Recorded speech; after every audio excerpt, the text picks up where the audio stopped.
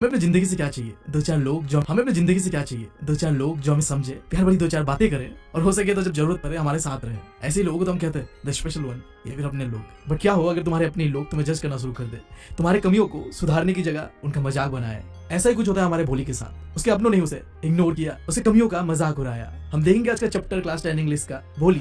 But उससे पहले मैं हूं तुम लोगों का दोस्त और होस्ट बीवी, निकल चुका हूं स्टोरी टेलर बनने की जर्नी पे। एक्सपर्ट नहीं हूं बट वो चीजें करने की कोशिश कर रहा हूं जिससे मुझे अच्छा फील हो और तुम लोगों को ये स्टोरी मरते दम तक याद रहे। तो करते हैं शुरू। स्टोरी के कैरेक्टर्स के बारे में बात करते हैं। सबसे पहला और मेन कैरेक्टर सुलेखा, जिसे लोग भोली कहते थे। इंग्लिश में कहते हैं इसे सिंपलटन, जिसका मतलब होता है ऐसा इंसान जिसे आसानी से बुद्धू बना दिया जाए। फिर दूसरा कैरेक्टर रामलाल, भोली का पप्पा है और गांव का नंबरदार है। कह सकते हो गांव का सरपंच, जिसका काम था अंग्रेजों के लिए टैक्स कलेक्ट करना आम लोगों से। रामलाल के थे 7 बच्चे, 3 लड़के थे जिन्हें शहर में पढ़ने के लिए भेजा गया था और 4 लड़कियां थी। लगता है किसी ने रामलाल को ये चीज बताया नहीं कभी। देखिए, हमारी डीएम मैडम को देश की बढ़ती आबादी की बहुत चिंता है, इसलिए उनका मानना है कि 2 बच्चे मीठी खीर, उससे ज्यादा बवासीर। खैर, लड़कियों के बारे में बात करते हैं। बड़ी लड़की थी राधा, जिसका शादी हो चुका था। दूसरी लड़की थी मंगला, जिसका शादी फिक्स हो चुका था। तीसरी चंपा, जिसका शादी उसके बाद ही होना था। और सबसे छोटी थी हमारी भोली, जिसका असली नाम था सुलेखा था। बट सब उसे मैंने बताया कहते थे भोली। अब तुम्हें शायद ये लग सकता है कि सुलेखा को सब लोग भोली क्यों कहते थे। क्या कोई प्रॉब्लम था उसके साथ? हाँ देखो, 3 प्रॉब्लम था। जब वो 10 महीने की थी तो बच्चों का जो खेलने वाला बिस्तर होता है ना, पाना या जो भी तुम कह लो, वहां से वो गिर गई थी, जिसकी वजह से उसके सर पे चोट मिला था। और माना जाता है कि इसकी वजह से उसका जो ब्रेन का एक पार्ट है वो डैमेज हो गया था मे बी। फिर जब वो 2 साल की हुई तो वो देखने में प्यारी थी, सुंदर थी, बट उसे होता है स्मॉल फॉक्स, जिसके कारण उसके चेहरे पे काले काले धब्बे हमेशा के लिए रह गए और जिसकी वजह से वो देखने में उतनी प्यारी, उतनी सुंदर नहीं लगती थी।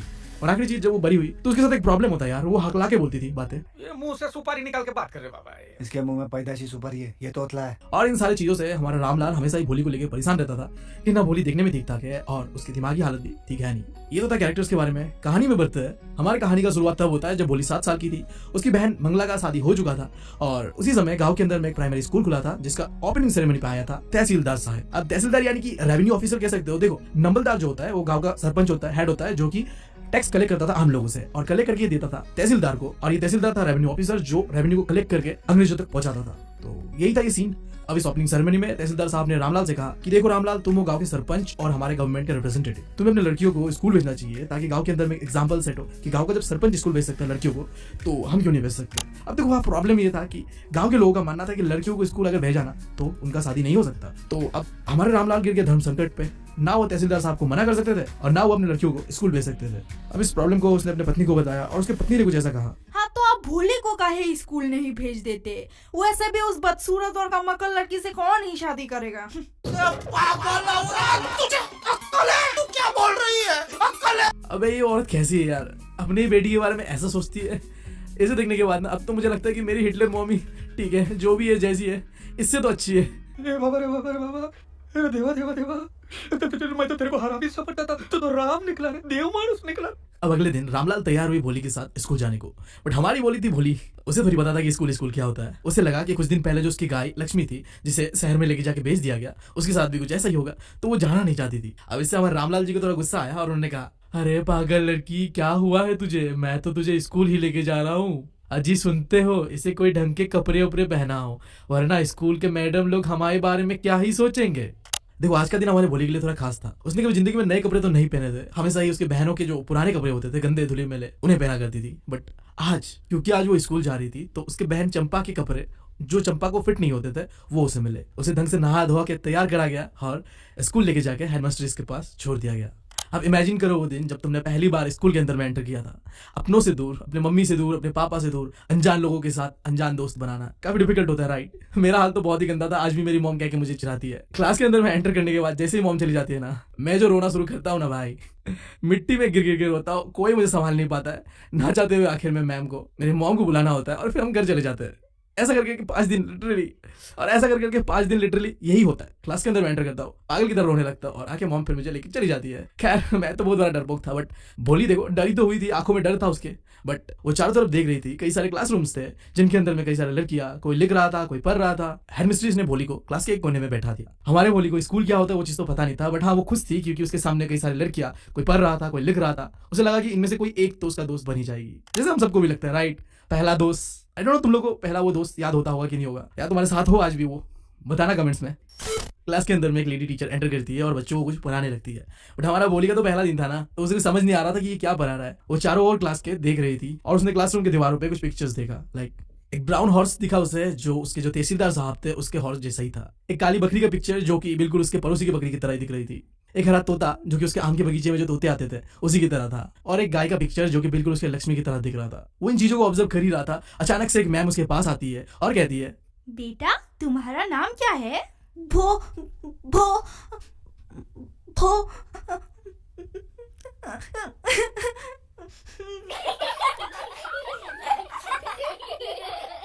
अब जो वो हगला रही होती है ना, तो क्लास के जो बच्चे थे वो उसके ऊपर हंस देती है। तुम्हें तो पता ही है ना, क्लास के बच्चे तो हरामी होते हैं। बात बात में यार दोस्तों का बेइज्जती तो करना है ना भाई, तो उसके साथ भी बेइज्जती हो चुका था, बट इसके वजह से वो रो देती है। एंड देन थोड़ी देर में स्कूल का घंटी बजता है और जितने भी लड़कियां थे वो दौड़ दौड़ के अपने घर की ओर निकल पड़ते हैं। बट हमारा भोली बहुत अपसेट, बहुत दुखी एक कोने में बैठा हुआ था। अब वो लेडी टीचर वापस आई और उससे पूछा, बेटा उठो, अब बताओ तुम्हारा नाम क्या है? बहुत ही मीठे और प्यारे वाले वॉइस में। यार तुम्हें तो पता ही होता है ना, इंग्लिश वाले टीचर कितने क्यूट होते हैं।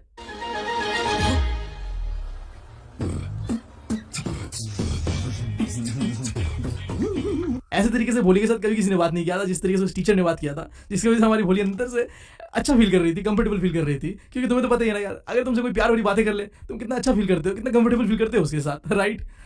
भो भो भो भो भो हाँ हाँ बेटा कोशिश करो बोलने की, चलो चलो। भो भो भो भोली, बहुत अच्छा बेटा। अपने डर को दिल से निकाल दो और बोलने की कोशिश करो, फिर तुम भी सबकी तरह बोलने लगोगी। सही में? हाँ हाँ जरूर, लेकिन उसके लिए तुम्हें हर रोज स्कूल आना पड़ेगा। ये लो इस किताब को पढ़ना, इसमें कुत्ते बिल्ली भेड़ बकरियों का पिक्चर्स है और उसके साथ नाम भी है। तुम 1 महीने में इस किताब को खत्म करो, फिर मैं तुम्हें इससे भी बड़ी किताब दूंगी और फिर तुम उसे भी कंप्लीट कर लोगी, फिर मैं उससे भी बड़ी किताब दूंगी।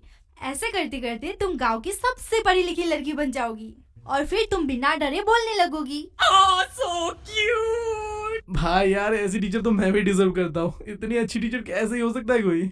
मुझे मेरी क्लास 12 की इकोनॉमिक्स मैम का याद आ गया। नई नई पोस्टिंग हुई थी उसकी। प्री बोर्ड तो तुम्हें पता ही है बेकार का होता है, कोई काम तो होता नहीं है प्री बोर्ड का, और मैं पढ़ा भी नहीं था उस समय, तो मैंने लेटर लिख के दे दिया था मैम को। उसके बाद बहुत ज़्यादा सीन हो गया था। इस वीडियो में बात नहीं करते उसके बारे में, किसी और वीडियो में बात करेंगे। हम बढ़ते स्टोरी पे। पता नहीं मैं ऐसी चीज़ें क्यों ही करता हूँ, बट उस समय मोटिवेशन आ जाता है यार, समझो। स्टोरी पे बढ़ते हैं। अब उस दिन के बाद समय बीतता है। जो एक समय गाँव हुआ करता था अब वो छोटा एक शहर बन चुका है। गांव के अंदर में जो प्राइमरी स्कूल हुआ करता था अब वो हाई स्कूल बन चुका है। और एक ऐसे ही रात को विशंबर अपने पत्नी से ये डिस्कस कर रहा होता है, क्या हमें विशंबर का प्रपोजल एक्सेप्ट करना चाहिए? हाँ तो इसमें सोचने की क्या बात है, हाँ कर दीजिए। इससे अच्छा रिश्ता कहाँ ही मिलेगा हमारी भोली को। पति का इतना बड़ा दुकान है, अपना घर है, सुना है हजारों रुपया बैंक में है, और साथ ही साथ दहेज तक नहीं ले रहे। पर वो तो मेरे ही उम्र का है, ऊपर से वो लंगड़ा भी है। उसकी जो पहली पत्नी थी उसके बच्चे भी बड़े बड़े हो चुके हैं। हाँ तो इसमें क्या है, 45 हो या 50, लड़कों का कोई शादी करने का एज नहीं होता। वैसे भी हम बहुत खुशकिस्मत है कि वो दूसरे गांव का है, उसे तो पता भी नहीं है हमारी भोली के मुंह में दाग धब्बे है, और वो दिमाग से भी कम अकल है। तू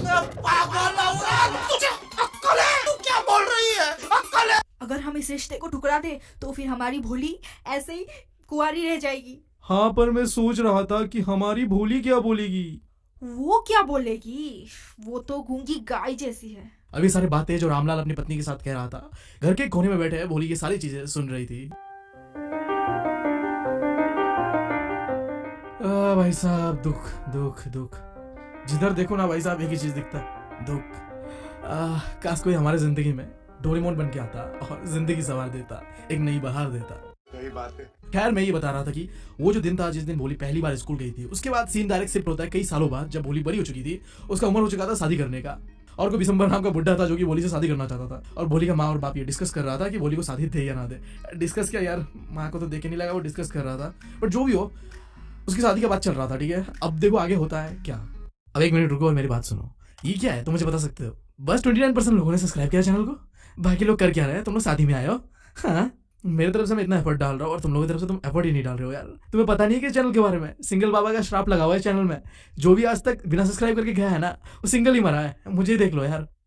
देखा आपने लापरवाही का नतीजा है। मैं मजबूर था बट तुम नहीं हो, तो सब्सक्राइब जरूर करना चैनल को। अब कुछ दिन बीते हैं और वो दिन आता है जब अब भोली का शादी होने वाला था विशंबरनाथ से, वही बुड्ढा। क्या कहो यार। अब विशंबरनाथ धूमधाम से अपना बारात लेके आता है, उसकी फैमिली, उसके फ्रेंड्स सब आते हैं उस बारात में, और जैसा एक टिपिकल इंडियन शादी होता है जहाँ बाराती आता है डांस वांस फुल इंडियन म्यूजिक के साथ। मुझे एक चीज बताओ, 50 साल का ये बुड्ढा इस उम्र में जहाँ उसे केदारनाथ जाके अपने पापों के प्रायश्चित करना चाहिए, इस उम्र में इस बुड्ढे को जवानी चढ़ा हुआ है, शादी करने आया हुआ है भाई, धूमधाम क्या चल रही है यार।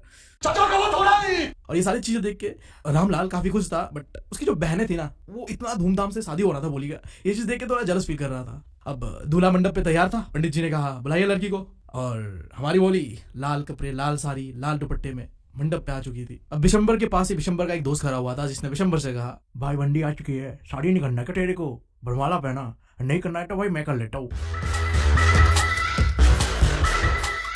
अब किसी ने भोली का घूंघट थोड़ा उठा दिया ताकि वरमाला पहनाने में आसानी हो, बट जैसे ही उठाया तो विशंबर का चेहरा देखने लायक था। चेहरे में जो काले धब्बे थे वो विशंबरनाथ ने देख लिए थे, अब वो उससे शादी नहीं करना चाहता था। उसके दोस्त ने कहा भाई रहने दे, कर ले, तू भी कौन सा जबान है, कर ले कर ले।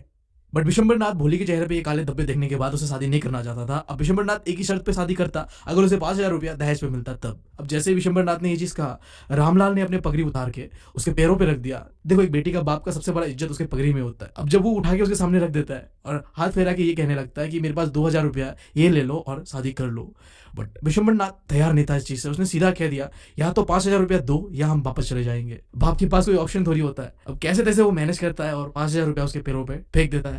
अब जैसे विशंबरनाथ को पैसे मिलते हैं, विशंबरनाथ एक लालची और हैवानियत भरे चेहरे से हंसी देता है और शादी के लिए तैयार हो जाता है। अबे साले अब मुझे समझ में नहीं आ रहा भाई, इस 50 साल के बुड्ढे को किस बात के 5,000 रुपये चाहिए शादी करने के लिए, वो भी जवान लड़की को यार। मतलब भाई सुन, मैं बता रहा हूँ तेरे को, तेरा जो ये चेहरा है ना, इसे मैं अगर प्रिंट आउट करके लेके जाके समोसे की दुकान में भी जाऊँ ना भाई, वो समोसा वाला तेरा चेहरा देख के मुझे 2 समोसा तक नहीं देगा भाई। समझ रहा ना, तेरा चेहरे का कीमत 2 समोसे का है और तू साले दहेज मांग रहा है। अरे बाप रे, ये तो धोती खोल रहा है। अब जैसे ही विशंबर भोली के गले पे वरमाला पहनाने वाला होता है, भोली उसे रोक देती है, जिस वजह से वो वरमाला सीधा जाके उस मंडप के अंदर में जो आग था उसके अंदर गिरता है। और पहली बार अब भोली ने ऐसा कुछ कह दिया था जिसके बारे में उस शादी में आए हुए किसी ने भी एक्सपेक्ट नहीं किया था।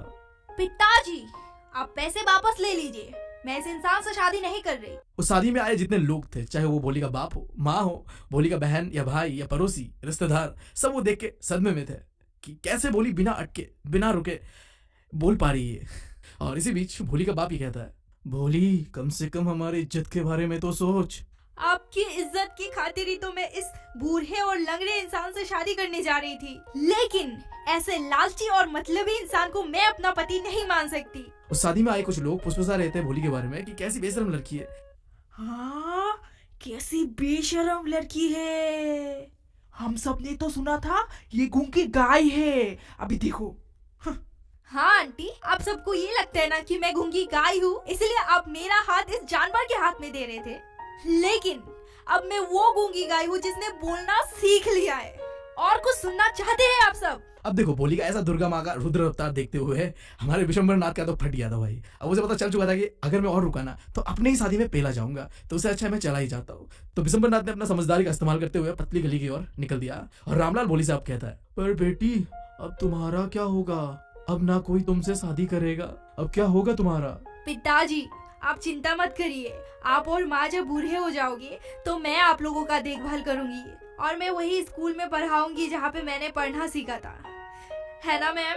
अब ये सारा ड्रामा जो भी शादी का चल रहा था, ये कोने में बैठे हुए भोली का जो मैडम जो पहली बार उससे मिली थी, जिसने उसे बोलने के लिए इनकरेज किया था, वो एक कोने में खड़े होके ये सारी चीजें सुन रही थी।